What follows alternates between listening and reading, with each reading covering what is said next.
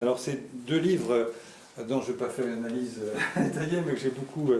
Enfin, c'est des livres très différents et en même temps, ils ont la même émotion. Moi, je trouve que c'est important que lorsqu'on parle de questions politiques et de questions aussi lourdes, l'émotion soit présente. Et ce que j'ai beaucoup apprécié, c'est que même si c'est une analyse de politologue, je parle de bouquin de Ziad, il y a évidemment une émotion, une empathie forte, quoi. Quant à celui d'Allah, ça démarre par l'émotion, puisque je voudrais juste vous lire, c'est un peu comme dans certaines émissions de télé, je vais vous lire 25 pages du livre, mais j'ai trouvé ça assez étonnant. Tu me permets de lire le début, parce que ce livre de Allah, c'est une discussion avec son père, une discussion imaginaire avec son père, et son père qui est mort, et elle commence comme ça. Et s'il était possible, je viens de taper N-A-Z sur mon clavier pour adresser un message à Naziha, qui est une copine marocaine. Et voilà que ma messagerie me propose automatiquement ton courriel, donc celui de son père. Pourquoi n'ai-je pas pensé plutôt à tester la connexion? Si peu d'espace échappe désormais à Internet, alors peut-être celui où tu te trouves n'est-il pas exclu? Et je trouve que ce démarrage est très émouvant. Peut-être que par Internet, je vais pouvoir vraiment dialoguer avec toi. Et finalement, le livre, c'est un dialogue avec ton père. Voilà, je ne vais pas en dire plus. Donc, on va laisser la parole d'abord à Alain, et puis ensuite à Ziad. Et puis au bout de, je sais pas, 2 fois 20 minutes, par exemple, eh bien, ça sera, comme d'habitude, un dialogue entre nous. Voilà. Bonsoir, merci Jean-Paul, merci à vous tous. Je suis très contente de me trouver là. De ce côté, je suis souvent à l'IREMO, de l'autre côté, et aux côtés de Ziad, avec qui on a créé une complicité avec nos 2 livres en même temps. Cet ouvrage donc, qui est paru il y a presque 1 an maintenant, j'ai eu des réactions très intéressantes. D'une part, bon, des gens qui sont une identification, et je peux dire aussi que c'était un livre assez féminin, enfin dans le rapport père-fille.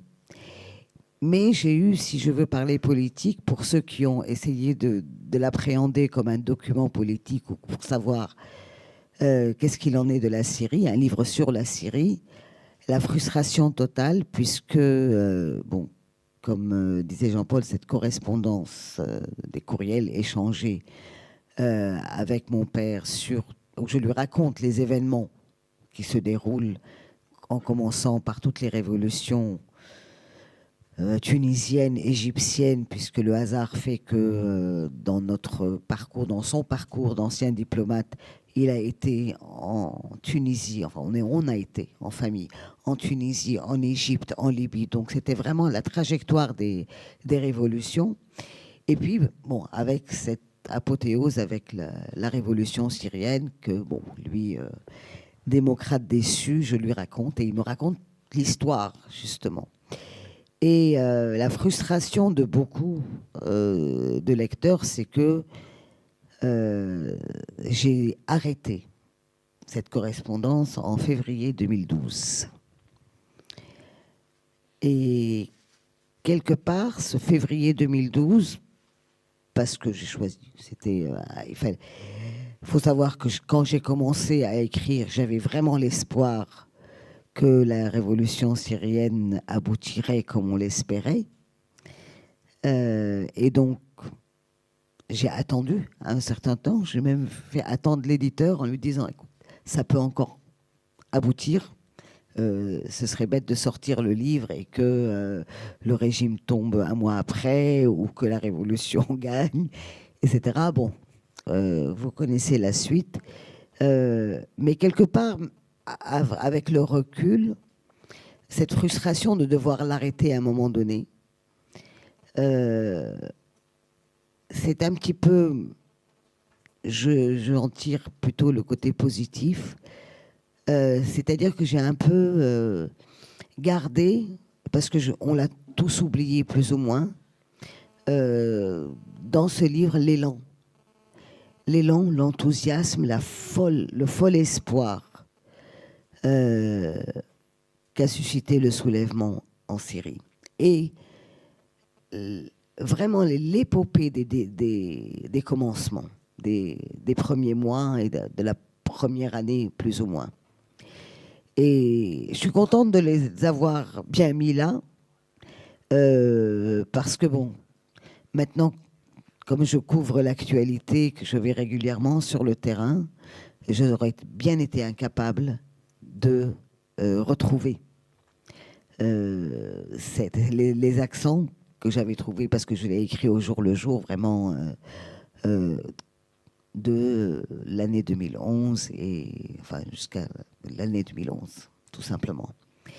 Et maintenant, forcément, quand je reviens, que j'ai écrit depuis beaucoup plus des reportages et des articles d'actualité, sur l'actualité que je dois appréhender en journaliste, en observatrice et en professionnelle, et non pas en laissant un peu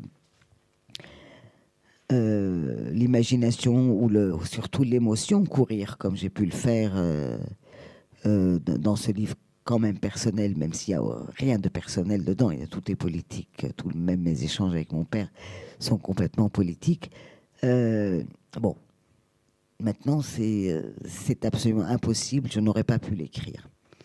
Mais je continue évidemment à écrire sur la Syrie, je continue à y aller. Et c'est pour ça que maintenant que j'ai dit 2 mots sur le livre, je voudrais quand même vous dire, je reviens ça va faire bientôt 1 mois que je suis rentrée d'Alep, 3 semaines, 4 semaines, que je suis rentrée d'Alep. Bon, certains peut-être ont lu mes reportages. Ce qui est important, c'est que je me suis rendu compte combien on était mal informé tout simplement parce qu'il n'y a plus de journalistes indépendants qui vont sur place, et qu'on est complètement tributaire de la propagande des uns et des autres, que ce soit celle du régime syrien, que ce soit celle de l'État islamique, que ce soit même celle des forces, des insurgés, des forces armées, en tout cas des groupes armés, et que depuis que maintenant, avec les enlèvements et tous les dangers qu'il y a pour les journalistes sur le terrain, l'absence d'un regard extérieur est tout à fait dramatique, surtout parce que ceux dont on ne parle plus du tout, ce sont les civils, c'est la population. Et bon, je suis contente d'avoir pu encore une fois réussir à aller passer, pas longtemps, mais vraiment aller chez les gens, aller dans Alep. On en parlait à l'instant, dès que j'en parle trop, je suis un peu étouffée par les larmes, parce que c'est vrai que le tableau d'Alep, même si on arrive en professionnel, on se dit on va regarder, on va voir comment ça se passe et qu'est-ce qu'il y a, on va raconter, on va prendre des notes et on va enregistrer et prendre des photos. Et ben il y a un moment où on est complètement désarmé, et il y a des tableaux, il faut dire apocalyptiques, et bon, que j'ai pu voir ailleurs en Syrie. Auparavant, j'ai vu l'effet d'un raid aérien 2 heures après. Je l'ai vu dans d'autres villages, dans tout le nord syrien. Mais bon, c'est peut-être parce que c'est Alep, parce que c'est une cité mythique, parce que c'est beaucoup plus inacceptable, que c'est beaucoup plus dur à vivre de voir ce tableau. Maintenant, pour ne pas... vous pouvez imaginer la désolation, mais j'ai quand même trouvé quelques raisons de ne pas désespérer. Je n'ai pas des raisons d'espérer. Y compris dans Alep, avec le reste des survivants qui gardent une terrible dignité. Bien que ce soit vraiment les plus démunis qui sont là. Que beaucoup vivent essentiellement de l'aide humanitaire internationale. Des paquets qui sont livrés avec du riz, du sucre, du shampoing, etc. Et même dans ces familles-là, il y a une très grande dignité. Il y a une très grande hospitalité qui n'a pas changé. Le premier réflexe, dès que quelqu'un qui vient de l'extérieur, même dans ces milieux complètement démunis, c'est d'accueillir. C'est tout de suite le thé, les gâteaux qui sortent, même si on se dit, mais comment ils ont des gâteaux? Et bon. Et puis cette résilience, voilà, comment ça va? On est vivant. On est vivant. On tient le coup. Les enfants sont là. J'en ai perdu aucun. Une mère me dit, j'en ai perdu aucun, donc je suis privilégiée. J'ai ma maison, formidable. C'était dans la vieille ville où il y a encore, ça aussi j'ai été un peu bonne surprise de trouver qu'il y avait plein de maisons qui étaient encore très bien dans la vieille ville. Les vieilles maisons ottomanes avec les belles cours, avec les fontaines, avec le citronnier, avec les beaux escaliers, et des gens qui vivent dedans, enfin les gens qui sont les habitants.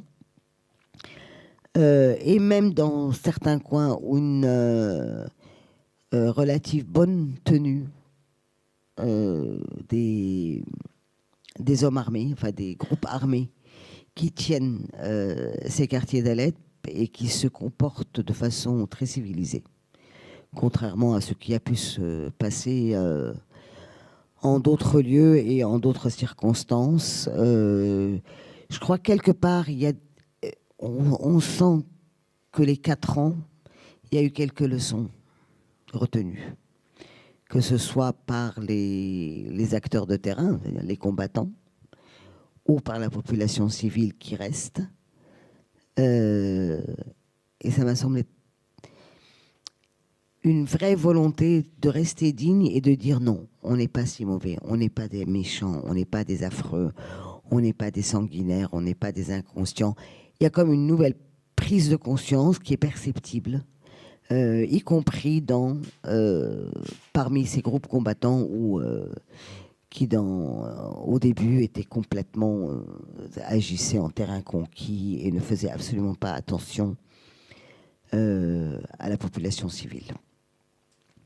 Voilà, je crois que je vais m'arrêter là et je serai ravie de répondre à toutes vos questions.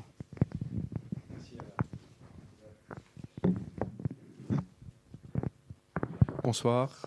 Également, je suis très ravi d'être à l'IREMO. Je souhaite parler un peu du livre, mais peut-être faire le lien avec l'actualité aujourd'hui, surtout que ce livre a été publié il y a presque un an.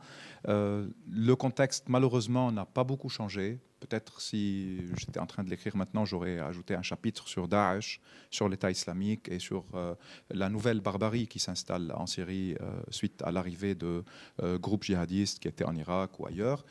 Pour le reste, l'idée de cet essai, l'idée de ce livre, c'était plutôt que je puisse moi-même comprendre, pas seulement essayer d'expliquer pourquoi la révolution syrienne est restée orpheline, pourquoi la révolution syrienne n'a pas suscité dès le début la même sympathie ou la même solidarité qu'on a vu ou on a senti plus ou moins jusqu'à un certain temps en Tunisie ou en Égypte ou ailleurs. Pourquoi cette révolution dès le début a été confrontée par des accusations soit qui viennent d'une partie de la gauche qui considérait qu'il y avait des manipulations américaines, que l'Arabie saoudite et le Qatar étaient derrière tout ce qui se passait, soit de l'extrême droite ou de certaines factions de la droite qui considéraient que dans tous les cas, cette région-là ne va pas connaître la démocratie, que les gens là-bas sont violents, une approche essentialiste ou culturaliste qui considérait que dans le Moyen-Orient, de toute façon, les choses sont compliquées, on ne veut pas comprendre et il n'y aura jamais de liberté ou de démocratie, il y a une barbarie qui est presque ordinaire. À partir de là, en essayant de déconstruire certains arguments, je pense que la révolution syrienne a été orpheline pour 3 ou 4 raisons. La première, c'est que Hafez al-Assad, celui qui a installé le régime en Syrie à partir de 1970, a réussi 2 ou 3 choses. il a réussi à occulter la société syrienne, c'est-à-dire à effacer les Syriens et les Syriennes. On ne les voit pas. Il a transformé la Syrie en un rôle géostratégique. Ceux qui s'intéressent à la géostratégie apprécient comment il était à la fois l'allié de l'Iran et de l'Arabie saoudite. Il avait un discours anti-impérialiste, mais en même temps, il avait des excellentes relations avec les États-Unis. Il utilisait la cause palestinienne pour justifier et consolider son régime à l'intérieur, bien que le front du Golan est le front le plus calme avec Israël. Il n'y a pas eu une seule balle depuis 1974. Donc il a su, en fait, oups, il y a une alarme. Hafez al-Assad a su, en occultant la société syrienne, en transformant la Syrie en un rôle géostratégique, faire oublier ces atrocités à l'intérieur du pays. Ces atrocités-là ne sont pas récentes, d'ailleurs. Ce n'est pas le régime Assad, ce n'est pas la première fois qu'il massacre sa population. Hama en 82 était un exemple de barbarie. Une ville a été rasée en février 82 en 3 semaines, plus de 30 000 morts, des milliers de prisonniers, des milliers de disparus. Pour ceux qui lisent la littérature carcérale syrienne, Mustafa Khalife avait publié un chef-d'œuvre intitulé La coquille sur son expérience dans la prison de Palmyre. Yassine Haj Saleh vient de sortir un livre en français, il a été traduit, qui parle également de son expérience pendant 16 ans dans les geôles d'Assad. Donc il y a toute une génération d'activistes, de militants politiques, de personnes qui ont passé des années et des années dans les geôles du régime et qui n'ont pas été vus ou entendus par le reste du monde.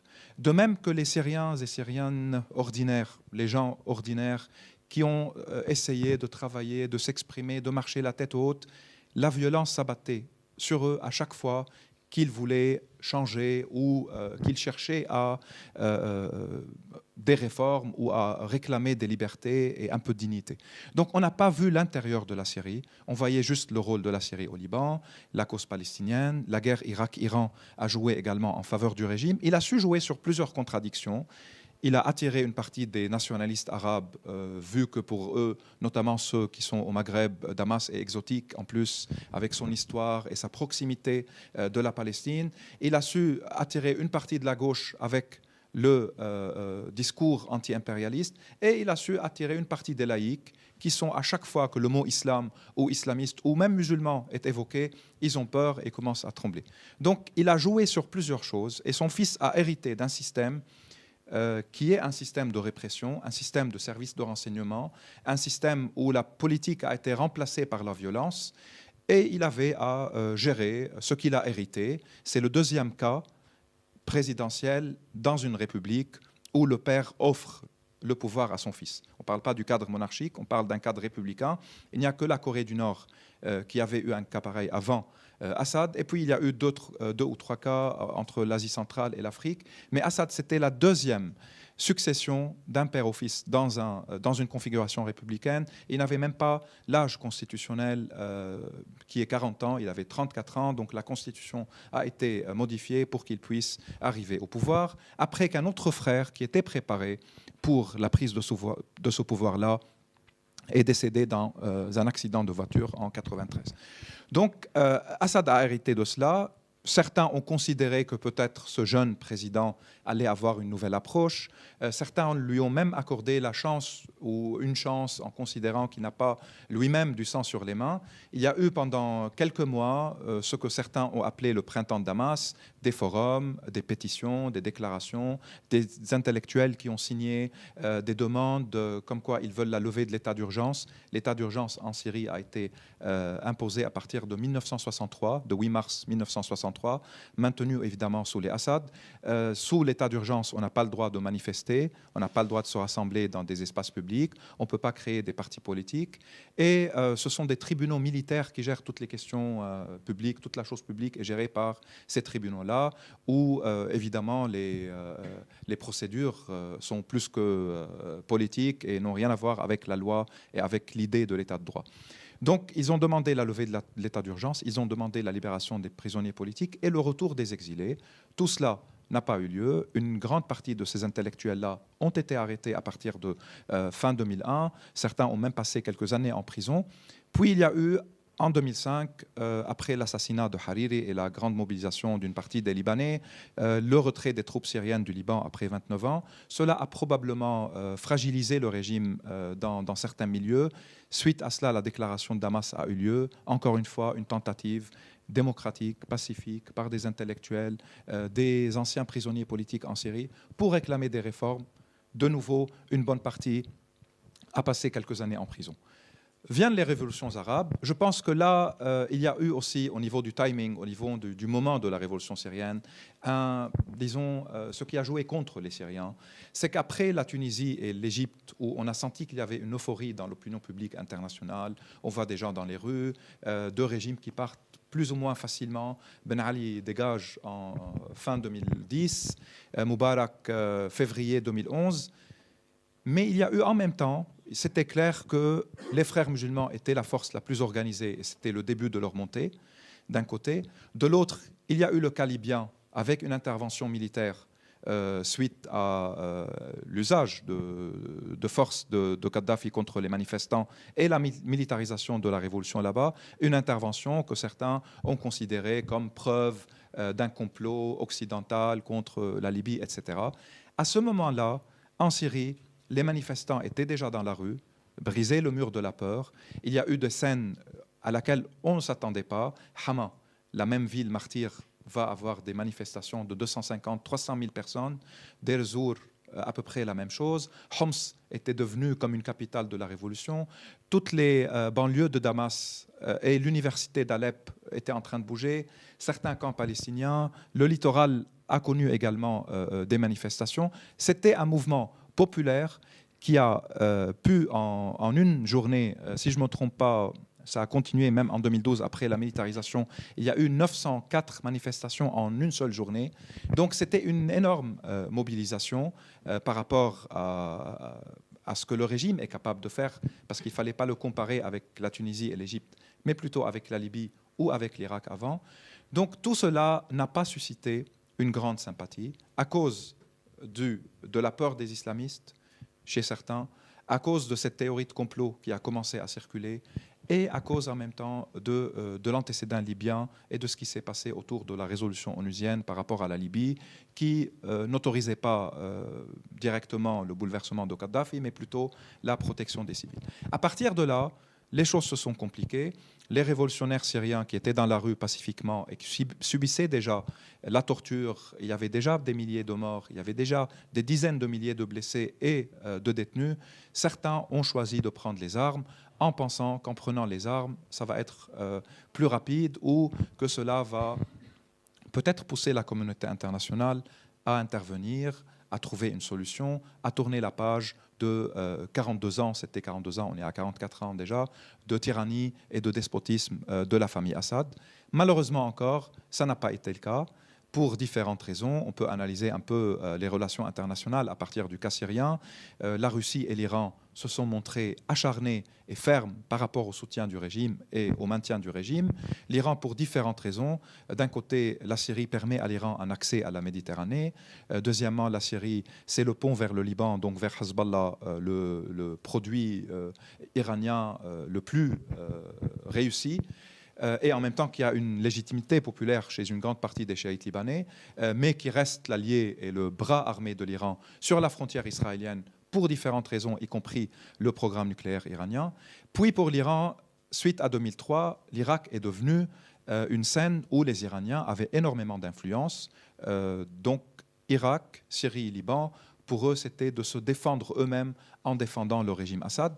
Pour la Russie, la Syrie, c'est un des derniers alliés dans le Moyen-Orient. Il y a la base militaire de Tartous qui était préparée pour accueillir en 2020 la flotte russe. Puis il y a la Syrie, c'est le 7e client au niveau des armes de la Syrie. C'est un des clients importants par rapport au gaz. Donc il y avait pas mal de raisons pour la Russie aussi pour montrer à l'Occident que cette fois, ça ne va pas être la Libye et ça ne va pas être la Serbie non plus. On va se montrer ferme, on va protéger ce régime et on utilisera le veto à plusieurs reprises. À partir de là, les choses se sont extrêmement compliquées. De l'autre côté, les pays qui ont soutenu la révolution avaient des priorités différentes. Je pense que les États-Unis n'ont jamais été fermes par rapport à la chute d'Assad. Ils ont toujours considéré qu'une solution politique, c'est mieux. Obama, c'est l'antithèse de Bush. Il voulait se retirer de l'Irak, il voulait se retirer de l'Afghanistan, il ne voulait pas du tout revenir dans le Moyen-Orient. Sa priorité palestinienne, israélienne n'a pas marché non plus. Il avait promis un accord de paix, ce n'était pas le cas. Donc pour la Syrie, il ne voulait rien voir. Si jamais le régime tombe, ça va. S'il ne tombe pas, ce n'est pas grave si on arrive à une solution politique. Pour les Européens, ils étaient divisés. On sait que l'Allemagne, la Suède et l'Autriche, par exemple, n'étaient jamais favorables à une intervention ou à un soutien ferme de l'opposition syrienne, contrairement à la France ou à la Grande-Bretagne. Puis, du côté arabe, entre Qatar et l'Arabie, qui étaient en concurrence ou en compétition, où chacun avait des considérations différentes, la Turquie, comme acteur régional qui devait également soutenir l'opposition, avait des restrictions et avait des calculs, que ce soit par rapport à la question kurde ou même par rapport au rôle de la Turquie dans la région, de même qu'au fait que la Turquie fait partie de l'OTAN. Donc plusieurs choses ont compliqué de l'autre côté une prise de position de la communauté internationale pour arrêter le massacre qui se déroulait, parce qu'on était sûr et on savait que ce régime était capable de tout, des couteaux, de la torture dans les prisons, au bombardement, aux missiles balistiques, les missiles Scud, pour la première fois qui sont utilisés dans le même pays, à l'arme chimique. Et je pense que là est la ligne rouge, la seule ligne rouge que l'administration américaine avait annoncée, c'était l'usage de l'arme chimique. On a vu cet usage à plusieurs reprises. Ça a commencé à petite dose en décembre 2012 à Homs. Ça a eu lieu de nouveau en avril 2013 à Jaubar, et il y a eu un laboratoire, Jaubar c'est juste à côté de Damas, un laboratoire français avait prouvé l'usage de l'arme chimique. Et puis le massacre du 21 août 2013 dans la Ghouta, où en quelques heures, près de 1466 ou 1500 personnes ont été tuées. Rien ne s'est passé après. Il a suffi que le criminel rende l'arme du crime pour qu'il échappe au châtiment ou pour que le crime soit oublié. Et je pense que cet épisode-là, cet massacre chimique, était une catastrophe pour la Syrie, mais même pour la région, parce qu'à partir de là, le sentiment d'abandon chez les Syriens était généralisé. Le sentiment que les choses allaient se prolonger, que le calvaire des Syriens allait se prolonger, était presque là, parce que tant qu'il n'y a pas eu réaction après, après que la ligne rouge, la seule ligne rouge, soit franchie, ça veut dire que Assad va continuer, et il a continué, à massacrer et à tuer. Puis il y a eu plusieurs phénomènes ou plusieurs facteurs qui vont l'aider à se maintenir et à se montrer comme quelqu'un qui combat l'extrémisme islamique ou islamiste. Évidemment, la montée de Daesh est un des facteurs. Daesh, c'est un fruit pourri du despotisme. Daesh, ce n'est pas une coïncidence qu'il soit né en Irak et en Syrie, là où, dans les deux cas, le parti Baas a détruit la vie politique. Sur les ruines du champ politique ont émergé ces groupes nihilistes.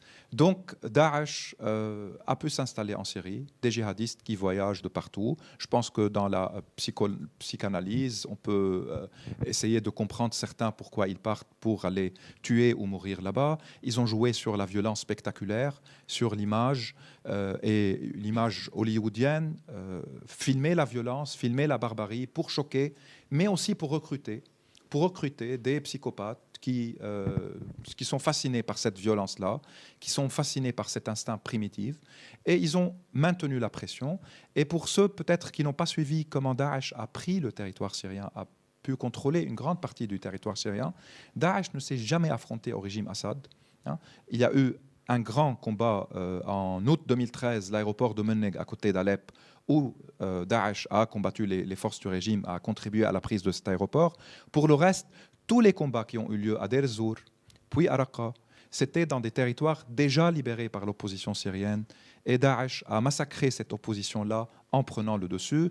Ils ont même pu prendre des régions dans Alep, puis dans Idlib, avant qu'une contre-offensive par l'opposition, encore une fois, les chasse en décembre et en 2013 et en janvier 2014 de la région d'Idlib et de la région est d'Alep. Ils sont aujourd'hui dans une grande partie du pays, Raqqa Deir Zour et l'ouest d'Alep, et ils imposent leur barbarie qui s'ajoute à celle de Assad. Et entre les deux, on peut parler d'une alliance objective. Non seulement Daesh vendait du pétrole au régime à partir de l'aéroport de Deir Zour, mais en plus, ils ont combattu l'opposition. Le régime était ravi de voir cette opposition affaiblie. Il est ravi de dire au monde que voilà, ça c'est le choix, Daesh ou Assad. Malheureusement, certains prennent ce choix en considération, considèrent que c'est vraiment en Syrie aujourd'hui Assad ou Daesh. Or, je pense que la formule, c'est plutôt Assad et Daesh, ou on tourne la page de cette catastrophe que les Syriens et les Syriennes sont en train de vivre depuis 4 ans déjà, ou même depuis 44 ans, depuis que la dynastie Assad a pris le pouvoir en Syrie. Assad et Daesh, ils peuvent coexister. D'un point de vue éthique, posé aujourd'hui parmi des hommes et des femmes politiques, cette formule-là montre une véritable décadence, une haine des Syriens, considérer que les Syriens ne méritent pas mieux que Assad et Daesh. C'est comme si dans la Syrie ou en Syrie ou dans la région, on ne mérite pas que des dictateurs qui tuent et qui massacrent la population, ou des gens qui viennent du Moyen-Âge pour s'imposer également, comme s'il n'y a pas entre les deux une société pleine de créativité, de courage, de détermination, qui pendant 4 ans a subi toutes les atrocités et continue quand même à résister, à essayer de vivre, que ce soit à l'intérieur ou dans les camps de réfugiés. Donc, considérer que ça, c'est le seul choix, c'est un mépris du peuple syrien et de la Syrie.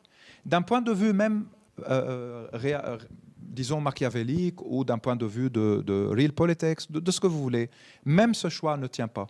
Assad n'a pas ni la force militaire pour aller combattre Daesh, ni la force militaire pour s'imposer dans le reste du pays.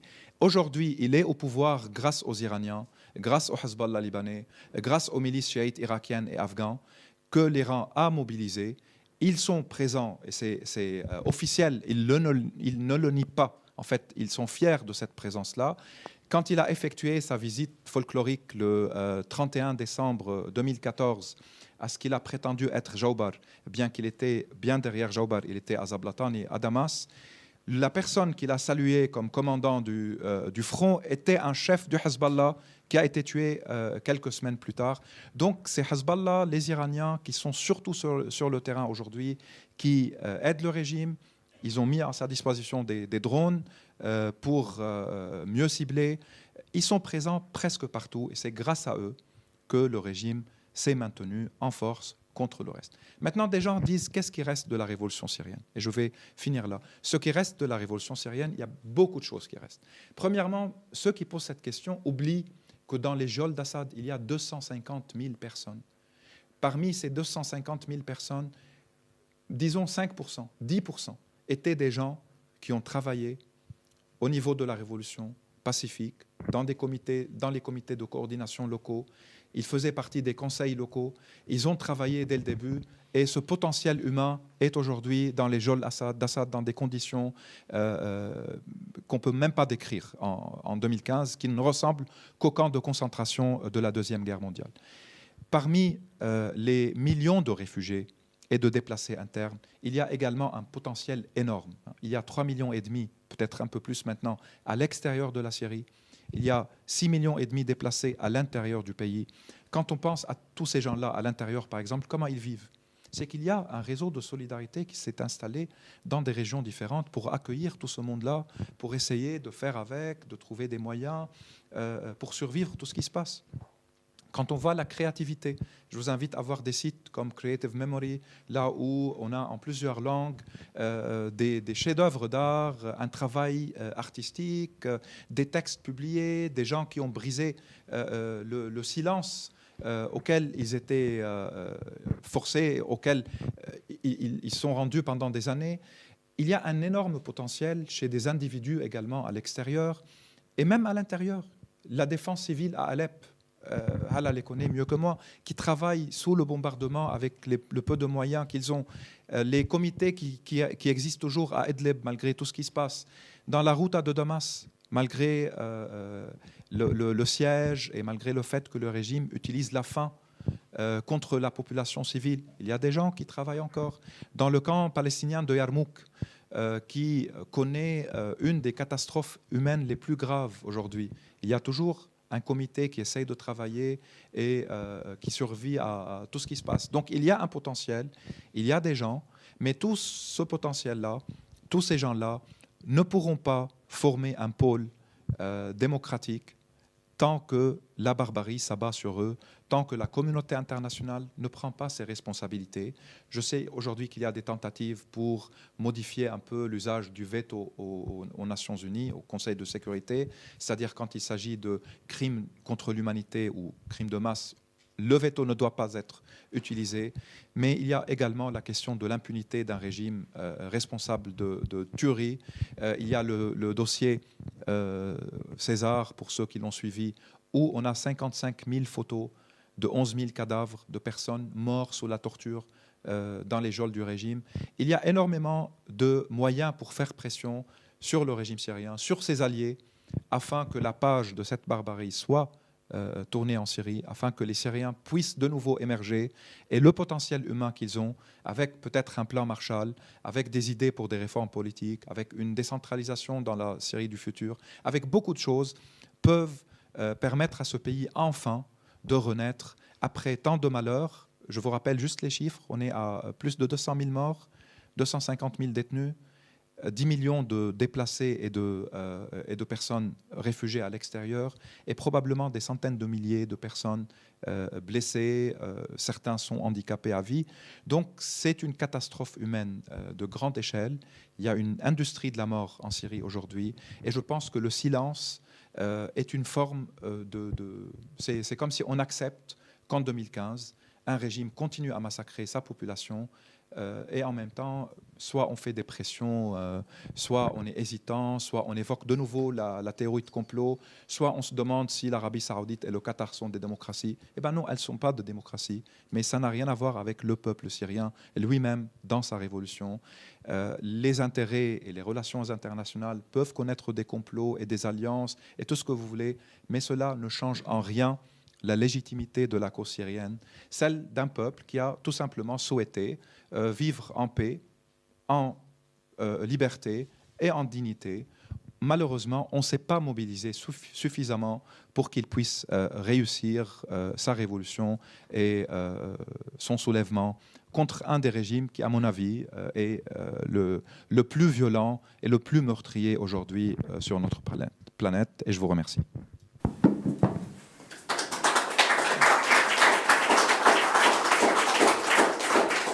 Bien, merci beaucoup à tous les deux. Alors voilà, la parole maintenant est pour un dialogue avec tous.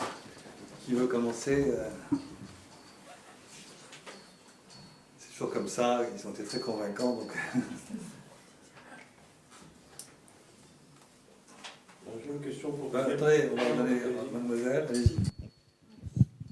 Bonsoir. J'ai plein de questions, mais je vais essayer de fixer une. Mais c'est vrai qu'il y a peut-être une perspective qu'on connaît moins, comme vous l'aviez fait remarquer, et qui m'intéresserait d'en savoir plus par rapport à ça. C'est au niveau, à l'intérieur de la Syrie, les réseaux, au niveau de l'opposition, à quel point sont fortes au niveau des divisions? À quel point sont-elles fortes? À quel point est-il possible de créer un front ou non? À quel point est-il possible de raviver cette opposition politique? Parce que je suis d'accord avec vous, il y a un potentiel, mais ce potentiel actuellement, il est plus dans la survie que dans de l'organisation politique. Et ceux qui font un minimum de politique, c'est avec les armes, et ça donne autre chose, et c'est souvent sous des noms d'agents étrangers. Donc, quel est ce potentiel réel? Comment le refaire? Parce qu'on voit bien aussi que la coalition nationale syrienne a échoué pour plein de raisons. Et là encore, je pense que l'agenda étranger a beaucoup trop influencé la cause intérieure syrienne. Donc, où en est-on vraiment, mais d'un point de vue très interne? Je propose qu'on réponde question par question. C'est aussi simple, ou vous voulez prendre plusieurs? Bon, alors, vous avez bien noté celle-là. Elle était globale, monsieur.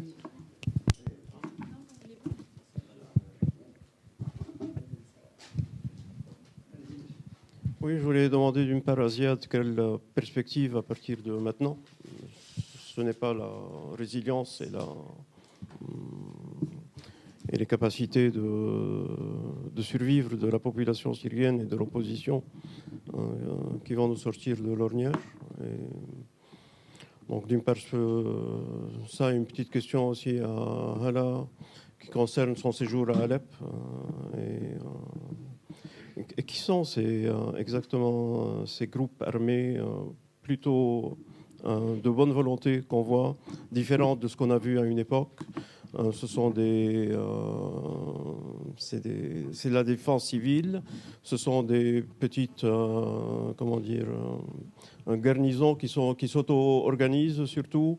Est-ce qu'il y a l'armée de la SL à l'intérieur? Est-ce qu'il y a le Nusra? Quel est le paysage militaire et comment ils se font dans la population? Ça fait 3-4 questions. Ah, mademoiselle, allez-y. J'ai une question pour Ziad. Tu décris en fait une situation dans laquelle tu considères que le régime Assad est en fait va droit à l'échec, puisque en fait tu décris une situation dans laquelle les Assad ne contrôlent plus rien, mais ils sont sous la protection des Iraniens, du Hezbollah, des chiites irakiens, etc. Et d'un autre côté, l'État islamique qui, lui aussi, est dans une situation intenable dans le futur pour d'autres raisons. Mais en réalité, si on renverse un petit peu le panorama, est-ce qu'on ne peut pas voir une certaine forme de réalité qui serait, pour rebondir sur ce que disait Henri, malheureusement une disparition, un étouffement de cette société civile et de ces groupes armés qui étaient soi-disant en plus soutenus par les Américains, mais qui en réalité le sont de moins en moins, puisque quand on voit ce que la coalition internationale fait à partir des frappes de la coalition internationale, on sait que la coalition internationale a frappé Jabhat al-Nusra au même moment où elle a frappé l'État islamique.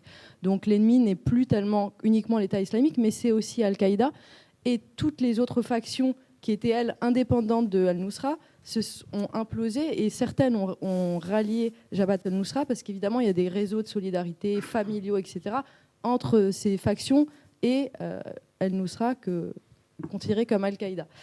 Et d'un autre côté, voilà, donc pourquoi ne pas renverser la situation et se dire l'État islamique va se renforcer, il restera là, puisqu'en plus, apparemment, la coalition internationale n'est pas tellement en train de l'affaiblir. Et d'un autre côté, le régime Assad, bon, certes, il a ses parrains internationaux, iraniens, etc. Mais bon, on a vu beaucoup d'États survivre longtemps grâce à des parrains extérieurs. Voilà. Je pense que là, vous avez de quoi. On va reprendre ça plus tard. On répond question par question et après, oui. Comment ça vous permet de penser? Oui, d'accord. Oui, je vais répondre sur deux questions concernant l'opposition et concernant les forces à Alep. Alors l'opposition, maintenant, l'opposition politique, disons, institutionnelle, on sait, on ne va pas rentrer dans le redire combien ils ont été amateurs, incohérents, sous influence, incompétents, tout ça. Égocentrique pour certains, oui. Surtout, j'insisterai sur l'incompétence et qui les a fait croire vraiment à des possibilités qui n'existaient pas. C'est-à-dire que chacun, les Turcs leur disaient un mot, ah c'est bon, ça y est. Hillary Clinton disait un mot, ah ouais, génial, ça va, les Américains, ils vont nous aider. Il y a eu une naïveté, probablement par inexpérience politique totale de cette opposition. Et bon, moi, comme j'en connais quelques-uns, je leur rappelle la naïveté dont ils ont fait preuve longtemps. Maintenant, aujourd'hui, comment ça se passe? Aujourd'hui, c'est une opposition institutionnelle très affaiblie et surtout qui n'a aucune crédibilité. Elle a perdu le plus important, sa crédibilité à l'intérieur du pays, auprès de la population.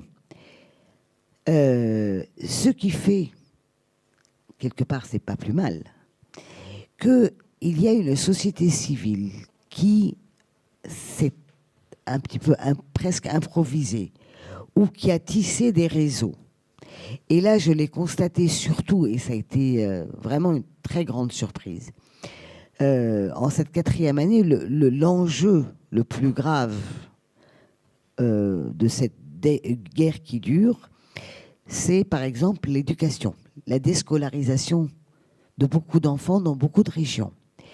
Et depuis presque un an, il y a toutes sortes de réseaux qui sont en train de se tisser entre les Syriens de l'étranger, les gens à l'intérieur, les ONG internationales, etc., pour remettre autant que possible, autant d'enfants que possible, les remettre à l'école, en créant des classes souterraines, en réaménageant dans des locaux désaffectés des classes, en payant au moins des salaires minimums pour les enseignantes. Et bon, je dois dire que c'est beaucoup un travail de femmes, que là, c'est les femmes qui se sont mobilisées. Moi, j'en ai rencontré qui font des allers-retours entre Turquie et Alep tout le temps pour ramener des cahiers, des stylos, des profs, des programmes. C'est assez impressionnant de voir que, compte tenu de un petit peu la paralysie ou la inefficacité de l'opposition politique, qui est aussi le résultat de l'inefficacité dont a parlé Ziad, de toute la paralysie de la situation politique autour de la Syrie, que quelque part l'opposition a aussi s'est organisée au niveau très local, et dans chaque endroit il y a des groupes qui sont parfois des héritiers des premières coordinations qui organisaient les manifestations, mais qui sont pour beaucoup dans l'organisation de la vie civile. Et là, l'opposition, je dirais, c'est de la résistance plutôt que de l'opposition active. Mais dans la tête, évidemment, ce sont des forces d'opposition. C'est vraiment, on sait qu'ils résistent au régime, qu'ils résistent aux extrémistes.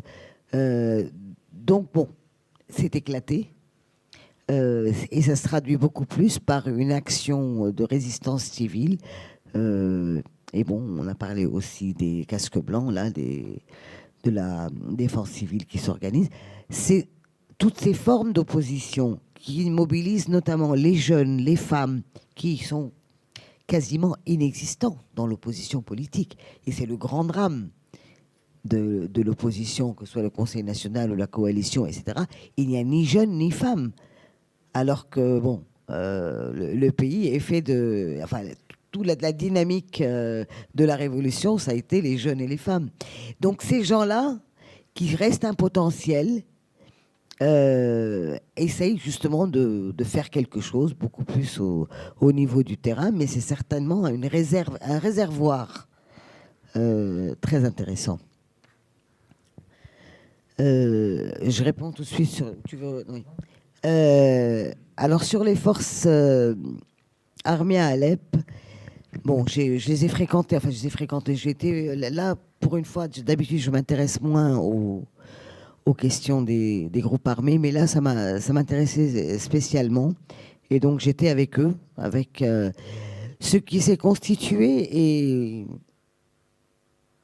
ce qu'ils appellent aujourd'hui une Jabha Shamia. L'année dernière, elle s'appelait Jabha Islamia. Le noyau, c'est le premier Liwa Tawhid, le premier donc brigade d'Alep. Maintenant, c'est plein de groupements. Je me perdrai dans les noms. Hein. Je ne saurais pas énumérer, mais bon, il y a plein de différentes brigades. Certaines, les plus, on va dire, objectifs seront carrément Brigade 155. Génial, ça j'ai aimé. Terrefat, basé à Terrefat. Brigade 155, donc aucune connotation ni politique, ni religieuse, ni quoi que ce soit. Et qui font partie de cette Jabha Shamia. Bon. Qui m'a semblé être un regroupement d'abord très local. Et c'est ça le plus important. Je crois que l'exemple de Daraa, enfin du Sud, et l'exemple que j'ai retrouvé à Alep, qui m'a donné un peu d'espoir, c'est que là, c'était vraiment des locaux. Ce sont des gens, d'Alep, de la région d'Alep, des villages autour, de toute la région entre Turquie et Alep. Donc ça, c'est le principale force qui défend la ville et les environs, qui mène des attaques, parfois assez efficaces. Il y a aussi, alors là, le grand dilemme aujourd'hui de tous ces groupes armés syriens et locaux et de recrutement local. Pardon, Jabhat Hachami, c'est 20 000 hommes quand même. Hein. 20 000 hommes. Donc c'est pas rien. Et c'est donc toute la région d'Alep. Alors à côté de ça, il y a Jabhat al-Nusra. Le front Nusra, c'est devenu vraiment, comme on dit en arabe, c'est le dilemme aujourd'hui.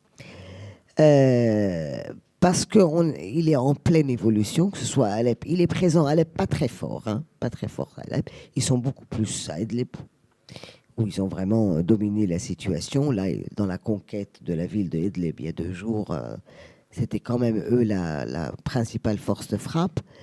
Et ça pose problème.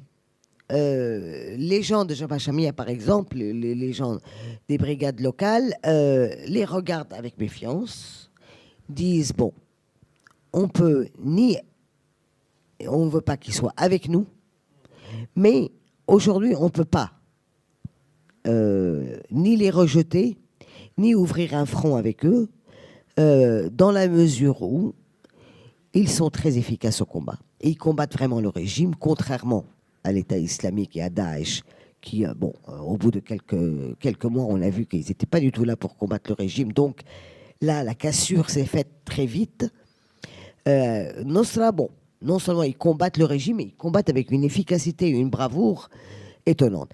Et puis, ils sont composés à 80-90% de Syriens. Et ça change tout. Et ça change tout quand c'est pas un Tunisien ou un Irakien ou un Tchétchène qui est en train de donner des ordres et de dire.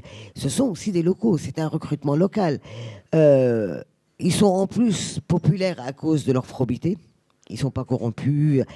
Bon, donc maintenant on sait très bien, personne n'est dupe. Tout le monde dit leur idéologie c'est la même que c'est Al-Qaïda. Bon.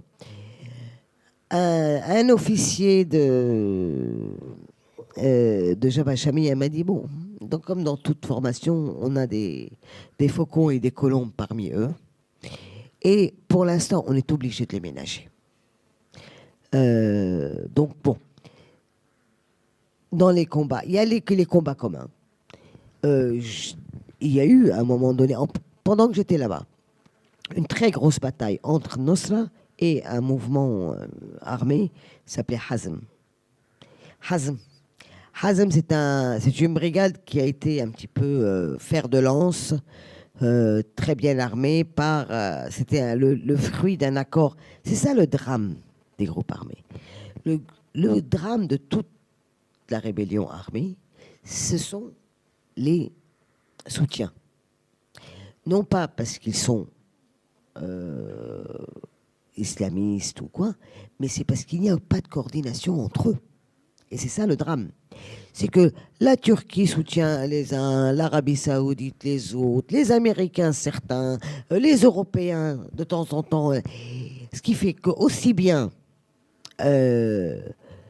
sur le terrain que dans toute la stratégie politique et militaire. D'ailleurs, c'est une des raisons de la faiblesse de l'opposition politique, c'est qu'aucun de ces pays qui soutiennent militairement la rébellion syrienne ne veut passer par la coalition syrienne, ne veut passer pour que le politique domine le militaire, que la décision soit politique. Même quand ils ont constitué un état-major dans la coalition, dans le gouvernement provisoire, même quand ils ont fait un ministère de la Défense, les chers alliés, amis, allaient directement fournir armes et argent à telle brigade, à telle formation, à telle... Et ça, c'est un problème essentiel et qui n'est pas souvent souligné parce qu'ils ne veulent pas trop. Ah oui, oui, oui, oui, oui. Oui, oui, oui, oui. Oui, oui. Oui, oui. J'ai presque vu ça. J'ai vu. Bon. Non, alors, Hazem, bon, ça a été à un moment donné. Maintenant, c'est fini. C'est pas la peine que tu le retiennes. C'est plus fini. Ça a duré 1 an. Ça a été à un moment donné le fruit d'une coopération américano-qatari. Ils ont fait genre des Superboys qu'ils ont très bien équipés et fourni genre bon, eux ils vont être des jeunes entraînés. Ils avaient été entraînés au Qatar l'année dernière par les Américains. Et puis bon, c'était des sales gosses hein, en fait. Hein. Ils se comportaient tellement mal que quand Nosra a voulu leur peau, ils leur ont fait la peau et 150 morts en 3 jours, c'était dramatique parce que bon, près d'Alep, au nord d'Alep. Juste sur Nusra contre Hazm, quelques mots avant sur cette lutte à Nusra, quelques mots sur l'enjeu de ce combat. Rien. C'était Nusra ne supportait pas Hazm qui, là, Jabhat Shami a essayé d'intercéder entre les deux. Pour dire, non, il y a eu un massacre. 150 jeunes Syriens ont été perdus dans une bataille complètement idiote qui a duré 3 jours. Pourquoi? Parce qu'ils connaissent des mécaniques, c'est ça?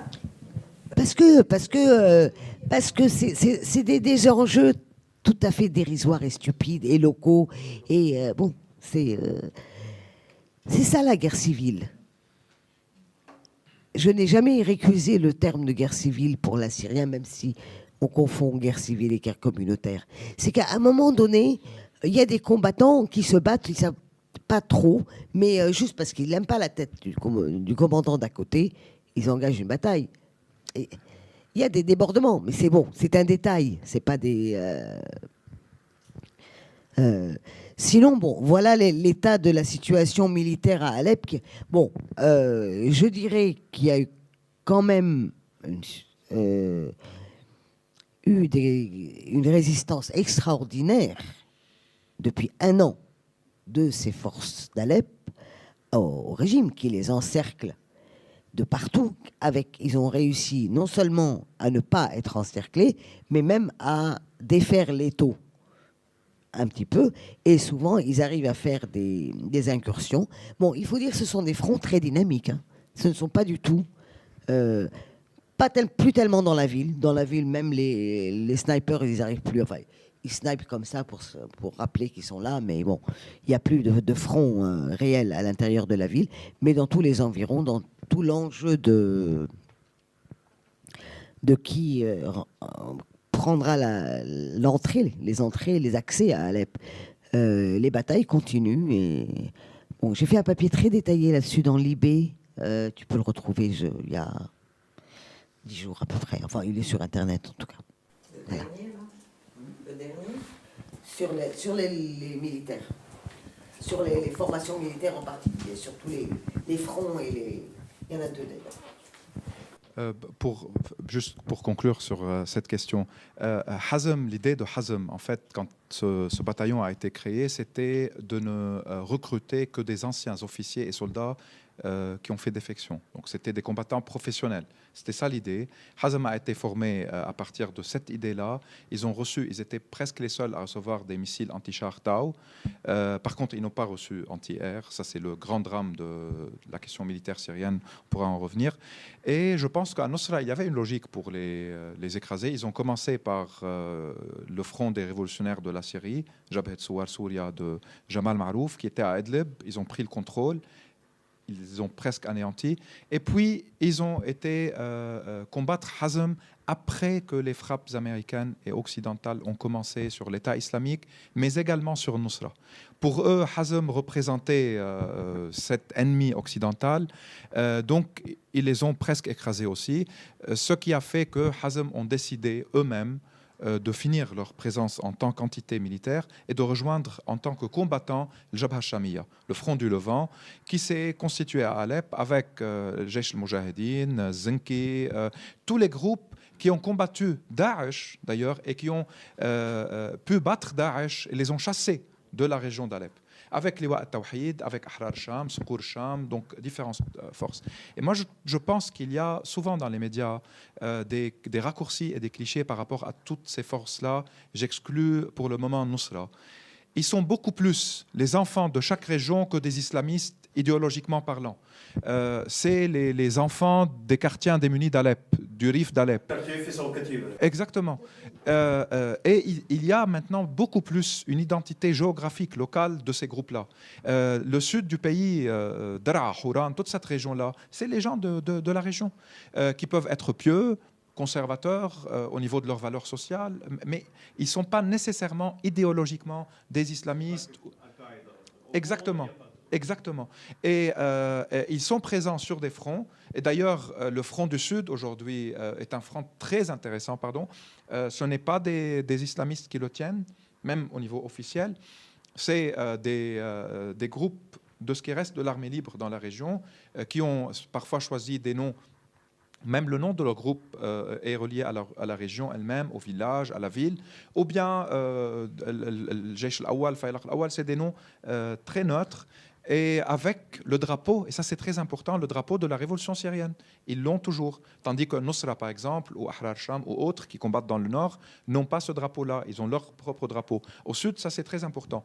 La région de la Ghouta, c'est la même chose, y compris Jaish al-Islam ou autres formations. Ils sont les enfants de Douma, de Harasta, de Jaubar, Ajnad Sham. Tous ces groupes-là, certains sont islamistes, y compris idéologiquement. Alouche lui-même, c'est un salafiste. Son père vit en Arabie. Mais la majorité des combattants ont pris les armes pour défendre leur ville et leur quartier. Nusra, à mon avis, c'est un phénomène différent. C'est vrai, tout à fait ce qu'a dit Hala par rapport au fait que la grande majorité, plus que 80%, 85%, même plus, des combattants sont syriens. Et donc, ils sont dans un sens récupérables un jour. Mais je pense qu'il y a quand même une structure et une discipline, que ce soit militaire ou politique ou idéologique, qui fait peur. Et beaucoup d'activistes civils dans Idlib, à Sarakib, à Kefrembel, le village qui a été connu pour son sens d'humour et sa finesse politique, ils ont peur de ce que Nusra peut faire. Mais Nusra est très efficace au niveau des combats avec le régime. Et c'est vrai qu'ils combattent le régime sur plusieurs fronts. Ils ont pris la base militaire de Wad al-Dif, qui est très stratégique. Ils ont contribué à la libération de Idlib récemment. Mais en même temps, il y a des gens qui ont peur de ce qui peut se passer à Idlib plus tard, et c'est une peur légitime. Et beaucoup de jeunes Syriens ont quitté plusieurs brigades pour se rejoindre à Nusra, parce qu'ils payent des meilleurs salaires aussi. Ça fait 4 ans que les gens ne travaillent pas. Cela faisait plus d'1 an que l'armée libre n'avait plus le moyen de payer de salaires. Ils sont mieux équipés, donc au lieu d'avoir une Kalachnikov avec 30 balles, on peut avoir des centaines de balles qui sont... Donc c'est plusieurs raisons. Exactement. Plusieurs raisons fait qu'ils sont forts. Moi, je n'ai pas dit que Assad ne contrôle plus rien ou que Daesh peut être battu facilement. Moi, je pense que Daesh, par exemple, c'est un cancer ça va prendre beaucoup de temps pour s'en débarrasser de Daesh, que ce soit en Irak ou en Syrie. Et comme tu le sais, en Irak, c'est différent qu'en Syrie. En Irak, il y a des généraux bassistes avec eux, de l'ancienne armée de Saddam. Il y a peut-être un sentiment chez beaucoup de sunnites arabes qui se sentent marginalisés par le contrôle des Iraniens au niveau du gouvernement de Bagdad, qui soutiennent Daesh. C'est un phénomène plus complexe et ça va prendre beaucoup de temps pour finir avec Daesh. En Syrie, c'est la même chose. Ils sont forts militairement. Ils peuvent être affaiblis par les frappes, évidemment. Aujourd'hui, il y a quelques fronts avec le régime autour de l'aéroport de Deir ez-Zor, mais il reste quand même dans Alep, par exemple. Le régime et Hezbollah attaquent certaines régions pour essayer, en tout cas ça a échoué, mais pour essayer de séparer Alep de son Rif. Dans leur dos, il y a Daesh. Il n'y a aucun accrochage, comme s'ils n'ont pas peur que Daesh les attaque en même temps. Tandis que Daesh attaque et l'opposition ont peur d'envoyer des convois à travers des checkpoints près de Daesh parce qu'ils peuvent être attaqués. Je pense que le régime et Daesh peuvent rester longtemps encore. Et entre les deux, il peut y avoir des changements, des métamorphoses. Plusieurs groupes peuvent prendre le dessus. Mais ce que je disais, c'est que le régime ne peut plus progresser militairement malgré tout ce que les Iraniens et Hezbollah fournissent. Daesh ne peut plus progresser non plus. Il peut y avoir une situation, un pourrissement qui dure très longtemps comme ça, mais la volonté pour finir avec la catastrophe syrienne, c'est de dire Assad et Daesh, c'est un même choix pour trouver autre chose. Donc l'idée d'autre chose là, les perspectives, personnellement, et je pense que c'est un constat assez, je ne veux pas dire pessimiste, mais triste, la solution n'est pas en Syrie. La solution aujourd'hui est dans la région et au niveau des Nations Unies. Donc peut-être on doit penser à imposer une solution. Si cela n'est pas possible, et il n'est pas possible pour le moment, pour plusieurs raisons, régionales, internationales, il faut au moins limiter les dégâts. Limiter les dégâts, c'est-à-dire la question du no-fly zone, zone d'exclusion aérienne. Cela fait des années que l'opposition réclame juste arrêter le bombardement aérien. Ce n'était pas possible. Maintenant, les Américains sont en train de bombarder en Syrie. Pourquoi ils n'imposent pas en même temps une zone d'exclusion aérienne au moment où ils bombardent? Eux, ils bombardent d'un côté et Assad bombarde de l'autre. Il y a un embouteillage dans le ciel syrien aujourd'hui entre Assad et la coalition. Donc ça, je pense que les Européens, par exemple, ou certains acteurs de la région, peut-être ils essayent de le faire, mais pas suffisamment, doivent faire pression pour que le bombardement aérien cesse. Et moi, je pense que ça va changer énormément de choses militairement sur le terrain. Ça peut affaiblir le régime dans plusieurs régions, où la seule présence de ces bases militaires, c'est grâce à l'aviation. On ne parle même plus de leur donner des missiles anti-air, parce qu'ils disaient on ne sait pas dans quelles mains ils vont tomber, on veut éviter l'Afghanistan, bien qu'on sait aujourd'hui que la nouvelle génération des Manpad, des missiles anti-air, peuvent fonctionner avec des empreintes digitales. Ils peuvent très bien savoir à qui ils les donnent, comment ils les donnent, où ils les donnent, et ils peuvent les contrôler même s'ils ont volé, ou si Al-Nusra, comme eux ils le disent souvent, les prennent des dépôts de je ne sais pas quelle faction. Donc c'est une question de volonté politique. Les perspectives, encore une fois, c'est peut-être un changement dans le rapport de force régional, peut-être une politique plus ferme de la part de certains acteurs, l'Arabie saoudite, Qatar, la Turquie, encore une fois, pour ceux qui utilisent cela comme argument contre la révolution syrienne. Certainement, ce ne sont pas des régimes démocratiques. Certainement, ils n'ont rien à voir avec la démocratie et les droits de l'homme, ni chez eux, ni en Syrie. Mais ils ont un intérêt à bloquer le progrès de l'Iran qui s'impose dans toute la région comme une force d'occupation. Et ça prend évidemment l'allure confessionnelle. Et donc, ça crée des tensions sunnites-chiites qui sont une catastrophe pour toute la région. Et c'est la responsabilité de cette politique agressive iranienne qui doit être, dans un certain sens, bloqué ou contré. Il peut y avoir un deal ou un non-deal entre Américains et Iraniens sur le nucléaire qui va avoir certainement des conséquences en Syrie. Mais la solution est à l'extérieur.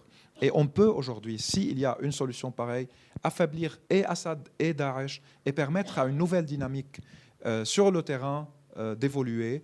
Moi, je ne pense pas qu'il peut y avoir une dynamique politique au niveau de l'opposition syrienne pour le moment.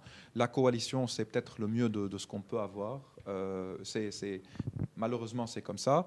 C'est un corps qui existe, qui a déjà 3 ans de vie, une certaine légitimité. Si on pense aujourd'hui qu'il doit disparaître, je ne sais pas comment on va former un autre corps pour le remplacer, il n'est pas efficace. Il y a beaucoup de lacunes, il y a parfois de la médiocrité, oui, mais c'est encore une fois l'absence de volonté politique, peut-être au niveau international, qui contribue à cela. Et exactement l'idée que Hala avait avancée, pourquoi l'armement, par exemple, ne passait pas par des représentants politiques qui ont été reconnus comme les représentants légitimes du peuple syrien. Si cela a été le cas, peut-être on aurait pu avoir un commandement central qui aurait pu distribuer les armes, et ni Al-Nusra ni autre auraient pu prendre ce succès-là, ou bien au moins ils étaient contrôlés. Il y a des divisions, oui. Il y a un manque d'expérience politique, certainement. C'est un demi-siècle de l'absence de la vie politique. La révolution a commencé. Des gens ont constitué les comités de coordination locaux. Ces comités-là, qui étaient dirigés par une femme extrêmement courageuse, Razan Zaitouni, qui est aujourd'hui, qui a disparu, qui a été enlevée malheureusement à Douma par un groupe islamiste et qui travaillait sur ces réseaux-là. Il y avait toute une génération comme elle. Exactement. Et c'est en même temps un drame dans cette révolution. C'est toute une génération qui a commencé à se mobiliser, créer des idées, essayer à la fois de travailler de l'humanitaire, de faire une couverture médiatique, de faire de la documentation, parce que les Syriens veulent un archive, veulent une mémoire après la destruction de la mémoire physique par le régime durant 44 ans. Il y a de la documentation qui se fait jusqu'à maintenant, qui est excellente. Ils ont créé même des conseils locaux, élus, dans plusieurs villes et villages. Je pense que Omar Aziz est un ami à Allah. Il a été tué, torturé dans les geôles du régime, mort suite à la torture et suite à sa maladie.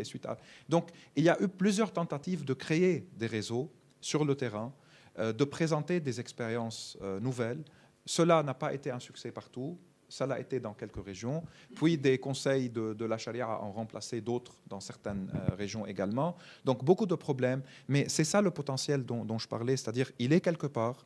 Il suffit que la violence cesse pour que les gens puissent de nouveau respirer et travailler. Mais on ne peut pas leur demander de créer l'alternative et des réseaux quand il y a des barils de TNT qui s'abattent sur eux, quand il y a des couteaux qui les découpent dans les prisons, quand ils sont bombardés jour et nuit, quand il n'y a pas suffisamment un soutien international et un espoir. Ils se sentent abandonnés. Ils ont l'impression, au moins depuis 2013, suite à l'attaque chimique, que le régime est impuni, que Daesh maintenant reçoit quelques bombes pendant le bombardement, mais ils arrivent quand même, Daesh, à contrôler les régions qu'ils contrôlent depuis 2013. Donc l'espoir, le soutien réel, la volonté politique, on ne peut pas peut-être changer tout cela, mais dans les pays démocratiques, je pense que l'opinion publique peut jouer un rôle, peut au moins faire pression pour que des États prennent des responsabilités par rapport à ce drame.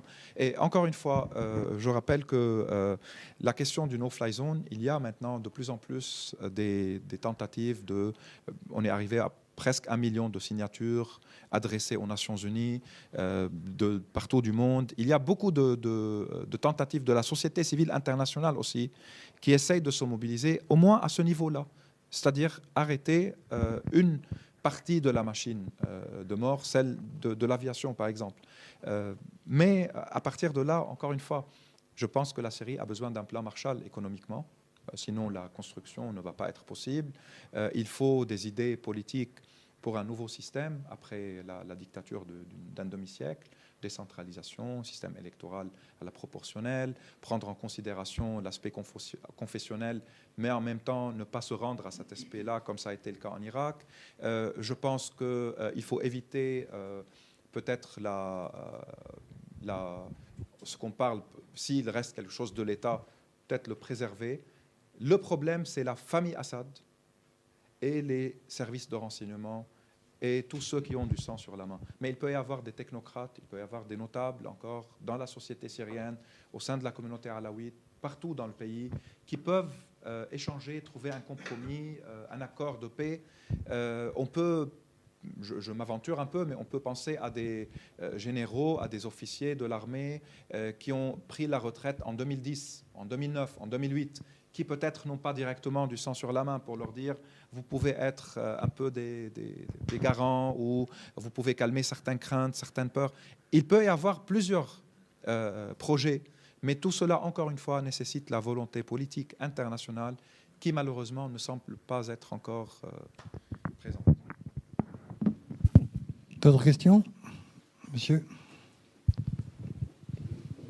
Bien précise. La Russie et la Chine, qui au début, il y a 3-4 ans, étaient tout à fait opposées à tout ce qui se discutait au niveau des Nations Unies, quelle est leur position maintenant? On en parle peu, vous avez parlé évidemment énormément de l'Iran, mais la Russie et la Chine, c'était des poids lourds dans le... Que deviennent-ils? On en parle beaucoup moins. Et puis alors, il y a la Turquie, qui est un poids lourd local, même s'il n'est pas dans le Conseil de sécurité.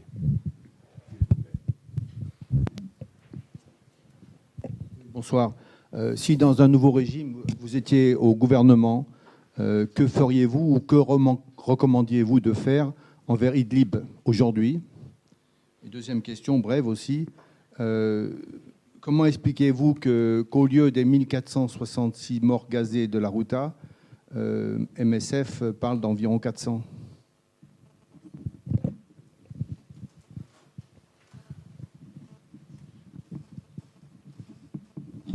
Dernière question.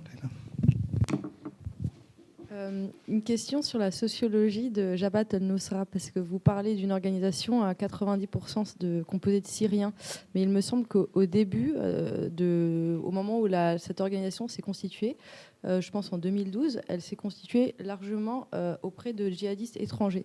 Donc, qu'est-ce que vous pouvez dire là-dessus ?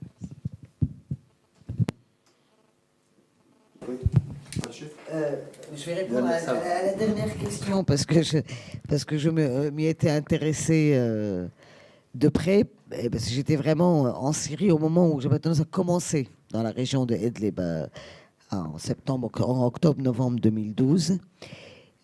Effectivement, Jabhat al-Nusra, c'était des gens du Golfe. C'est une formation, c'est le Qaïda historique, hein, canal historique, on dirait. Il y avait des jeunes Saoudiens que j'ai vus, il y avait des Koweïtiens, c'était des salafistes, c'est eux qui sont venus créer. Mais c'était les émirs ou ceux qui venaient avec l'argent et les moyens, recrutés localement. Et avec leurs moyens, comme disait Ziad, c'est comme ça qu'ils ont constitué petit à petit leur force. Donc inspiré d'étrangers, c'était une branche d'Al-Qaïda. Et puis bon, maintenant il y a eu Jolani qui est. Jolani était avant ou après d'ailleurs? Oui, le Jolani qui est encore. Enfin, lui, il est syrien, qui est normalement le chef. Mais bon, c'était un Syrien d'Al-Qaïda au départ. Donc il y a toute une historique. Mais bon. Et on peut les taxer maintenant, actuellement, en 2015, de Qaïda, ceux-là? Alors, bon, c'est un grand débat aujourd'hui, parce que, d'abord, il y a eu des tentatives d'essayer de leur dire divorcer d'Al-Qaïda, de déclarer. Mais bon, c'est l'objet... C'est ce qu'elle dit. On leur a dit non. Non, mais c'est pas ça, parce qu'il y a un débat à l'intérieur du mouvement. La Turquie, certains veulent essayer de les entraîner hors, de leur dire on a rompu tout lien avec Al-Qaïda. Cela dit, où est Al-Qaïda? À la limite, aujourd'hui, Nosra est plus important d'Al-Qaïda. Nosra en Syrie est plus important qu'Al-Qaïda dans l'absolu. Al-Qaïda, bon, c'est un concept qui internationalement a fait trembler. C'est le 11 septembre, c'est Ben Laden, etc. Mais aujourd'hui, bon, je sais pas, Al-Qaïda, je suis pas spécialiste des mouvements terroristes. Mais bon, mais je sais que la présence de Nosra en Syrie, y compris dans les zones qu'ils ont prises, ils ont une popularité certaine, même si tout le monde est méfiant. Tout le monde est méfiant. Ils savent. Ils sont tenus à l'œil. On les tient à l'œil. Bon, ils nous font pas de mal pour l'instant. On va voir. Aujourd'hui, il y a eu un détail très intéressant. Nosra essaye quand même de se rendre populaire. Il y a eu la prise d'Idlib hier. Et c'est l'émir local, le chef militaire d'Al-Nusra, qui a fait une déclaration et qui a vu les chrétiens de Idlib pour les rassurer, dire on vous protégera, on ne vous demandera ni d'être converti, ni de verser une taxe, ni rien du tout. Bon, peu importe. Hein. Mais ce qui est intéressant, c'est que ça a été fait.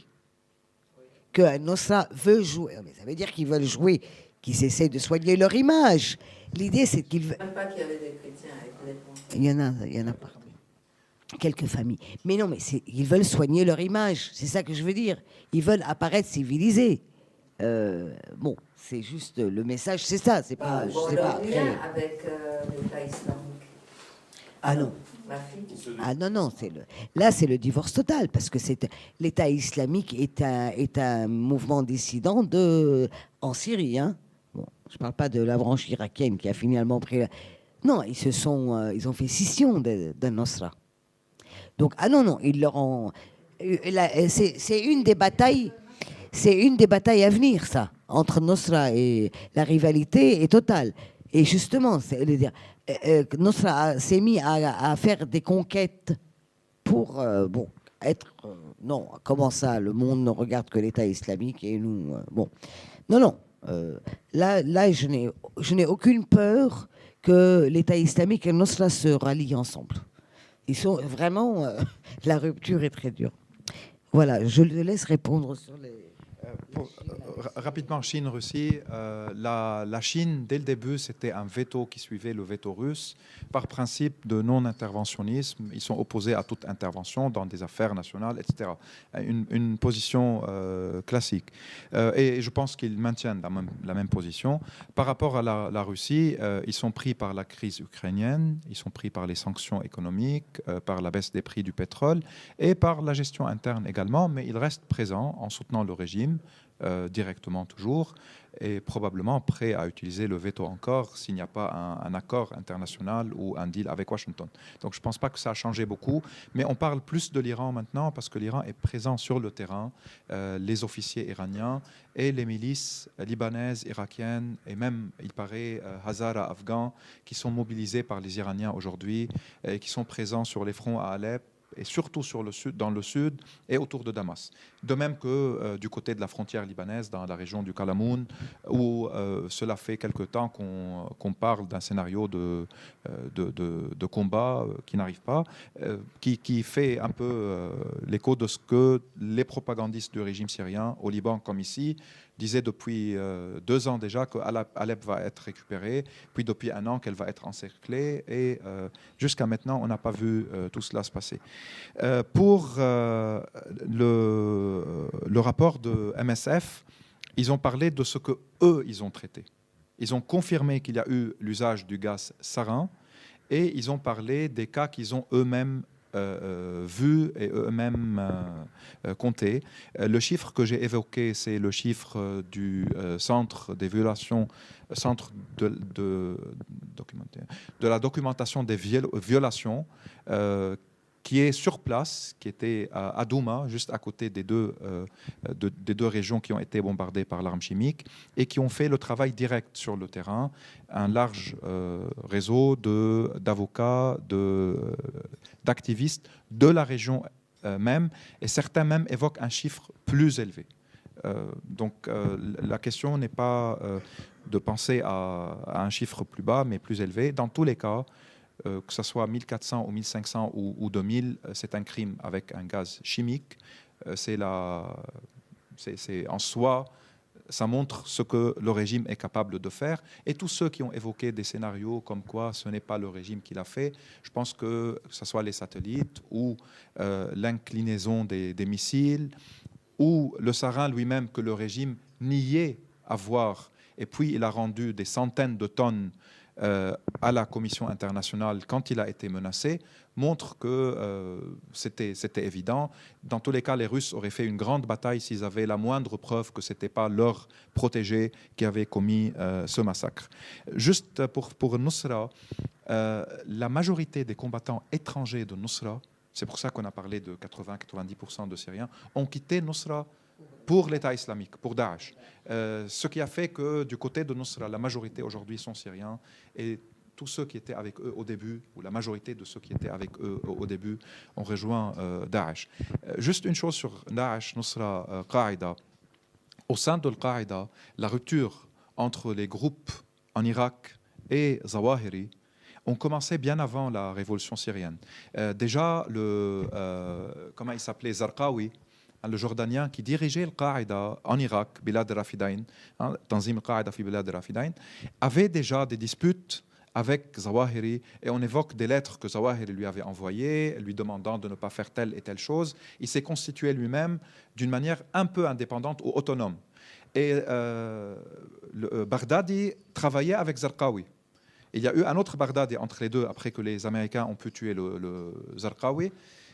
Donc Baghdadi a pris le dessus, et quand il a appelé en avril 2013 Nusra à le suivre en disant que Nusra n'existe plus, mais c'est maintenant Dawla al-Islamiyya fil Iraq wa Sham, Joulani avait refusé, et c'est à ce moment-là que Joulani s'est dit parti de Al-Qaïda. Il lui a dit que comme quoi tu n'es pas le boss, je parle directement au grand boss qui est quelque part à Tora Bora, on ne sait pas où il est, à Zawahiri, et on fait partie d'Al-Qaïda. Mais ce n'était pas plus que ça. Après, les Américains les ont mis sur une liste terroriste, les Européens ont fait de même. Donc ceux qui les soutenaient, la Turquie et le Qatar probablement, avaient du mal. Donc ils ont commencé à leur dire dites que vous n'êtes pas Al-Qaïda. Dans tous les cas, qu'est-ce que vous recevez de Al-Qaïda? Qu'est-ce que Al-Qaïda peut fournir aujourd'hui, autre que ce label Al-Qaïda? Donc c'est beaucoup plus complexe. Et encore une fois, je pense que on peut démystifier un peu ce qui se dit sur Al-Nusra sans pour autant, disons, nier que c'est un cas qui peut aussi évoluer d'une manière très dangereuse parce qu'ils veulent le monopole dans certaines régions du pouvoir, parce qu'ils sont capables d'éliminer d'autres groupes. Et certainement, ils n'ont rien à voir non plus avec les aspirations d'une grande partie des Syriens. Mais ils sont efficaces dans le combat. Il y a des services sociaux dans une situation de guerre.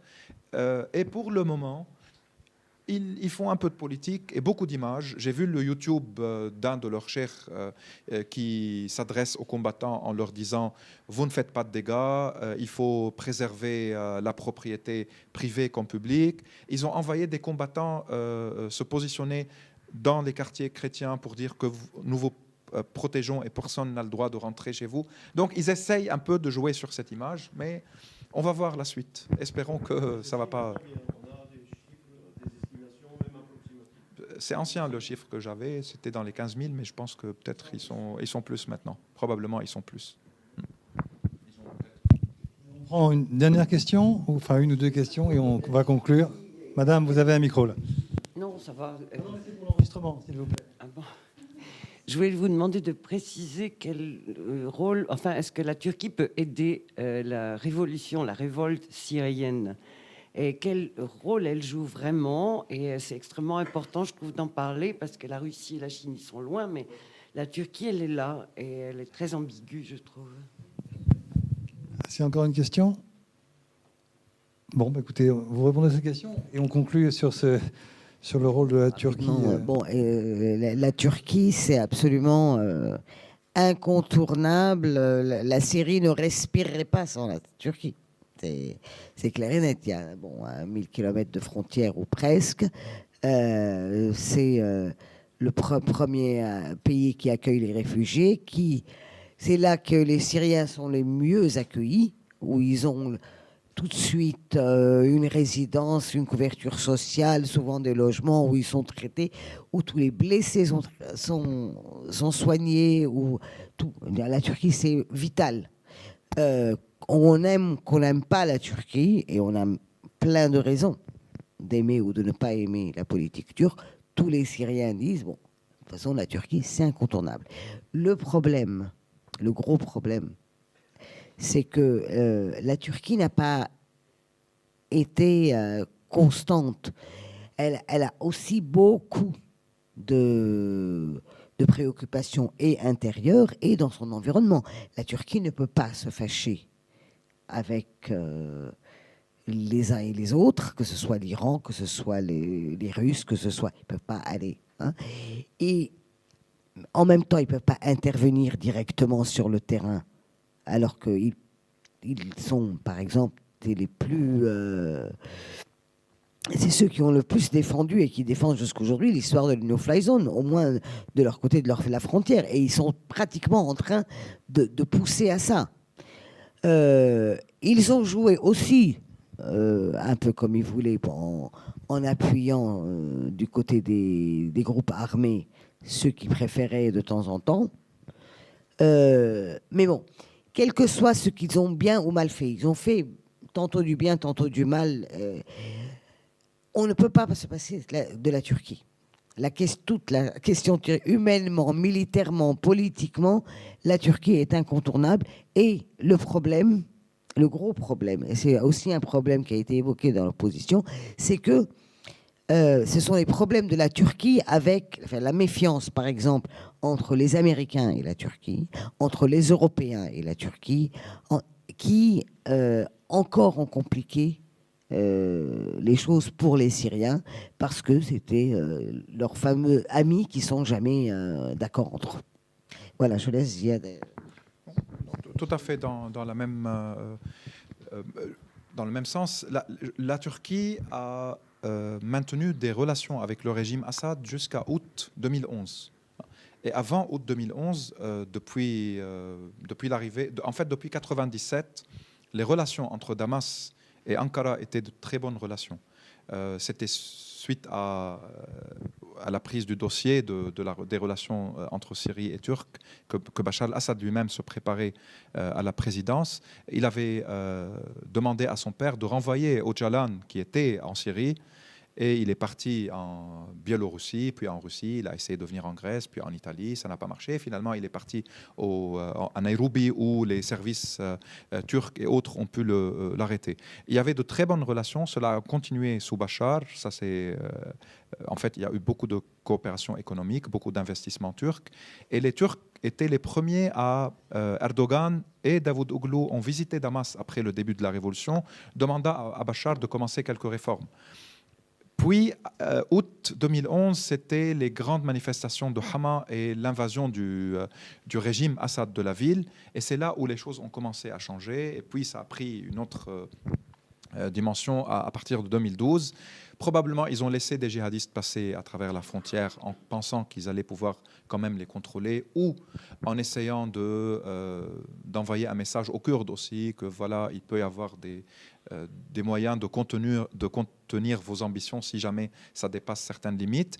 Ils étaient en train en même temps d'échanger avec Öcalan pour la fin de la guerre et qu'il y ait un cessez-le-feu.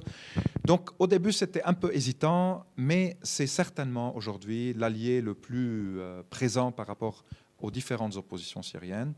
Exactement comme Hala a dit, c'est le pays qui accueille le plus et où les Syriens se sentent le plus en sécurité. Mais il y a un dilemme par rapport à la Turquie même et par rapport à beaucoup de Turcs eux-mêmes. C'est que tout cela est vraiment lié à Erdogan et à son gouvernement. Pour des raisons, on peut les expliquer. Il y a une tendance frère musulman, il y a eu pendant longtemps une très bonne entente entre Qatar et la Turquie.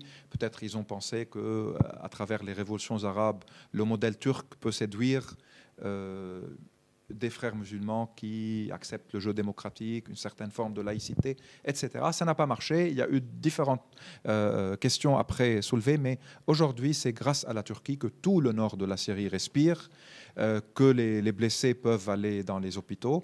Et les Syriens en Turquie sont très bien accueillis par les autorités locales qui sont proches du AKP, du parti de Erdogan, tandis qu'une bonne partie des opposants à Erdogan n'adoptent pas la même position, ni politique, ni humanitaire, ni autre, envers les réfugiés syriens et envers l'opposition syrienne. Donc c'est un enjeu aussi turco-turc, mais jusqu'à maintenant, la position de la Turquie, c'est de refuser que Bachar al-Assad soit dans un processus politique ou qu'il soit un partenaire de la solution politique. Ils sont pour un no-fly zone. Ils aident plusieurs brigades de l'opposition et certainement, il y a eu une aide logistique récemment avec l'attaque à Idlib. Donc, c'est un État qui est très important aussi dans la région, mais qui reste très prudent par rapport à ses relations économiques avec la Chine, les bonnes relations avec la Russie pendant de longues années, et qui ne veut pas être directement confronté aux Iraniens. Peut-être il préfère que des acteurs arabes... Mais le PKK dans tout ça. Le PKK, alors là, ça c'est aussi un... Oui, bien sûr. Jusqu'à le début de la militarisation de la révolution syrienne, il faut signaler que les deux grandes villes kurdes syriennes, Qamishli et Amouda, et même des villes mixtes comme Hasaka, connaissaient des grandes manifestations, de très grandes manifestations contre le régime. D'ailleurs, les Kurdes avaient en 2004, ils se sont soulevés en 2004 et ils ont été massacrés par le régime suite à un match de football, et vous connaissez probablement les détails. Donc il y a une tradition d'opposition au régime Assad très importante. Avec le début de la militarisation, probablement le PKK et d'autres acteurs ont décidé d'être neutres, de ne pas soutenir l'opposition et de ne pas travailler avec le régime. Cela a évolué parfois pour une coopération avec le régime et parfois pour une coopération avec l'opposition. Donc ils ont essayé de rester à cheval, disons, le PKK, parce qu'ils ont d'autres aussi priorités, parce qu'ils ont des alliances, et leur parti politique se trouve dans un des corps de l'opposition, ce qu'on appelle le Conseil national de coordination. Ils font partie, le PYD, c'est ça le nom du parti politique. Donc, et ils ont maintenant Daesh qui est juste à proximité, juste à côté d'eux. Donc ils sont en combat avec Daesh. Et l'anecdote aussi, c'est que c'est surtout grâce à l'aviation américaine qu'ils ont pu repousser Daesh à Kobani, bien que le PKK est un parti sur la liste des organisations terroristes aux États-Unis. Ils ont non seulement été, même ici, je ne savais pas qu'ici aussi, ils ont été non seulement ils ont été soutenus par l'aviation américaine, mais les États-Unis leur ont même livré des armes sophistiquées pour combattre Daesh. Donc c'était aussi leur priorité de faire face à la poussée de l'État islamique, que ce soit à Kobani ou ailleurs en Syrie également. Bien, écoutez, merci beaucoup, c'était passionnant. Au revoir.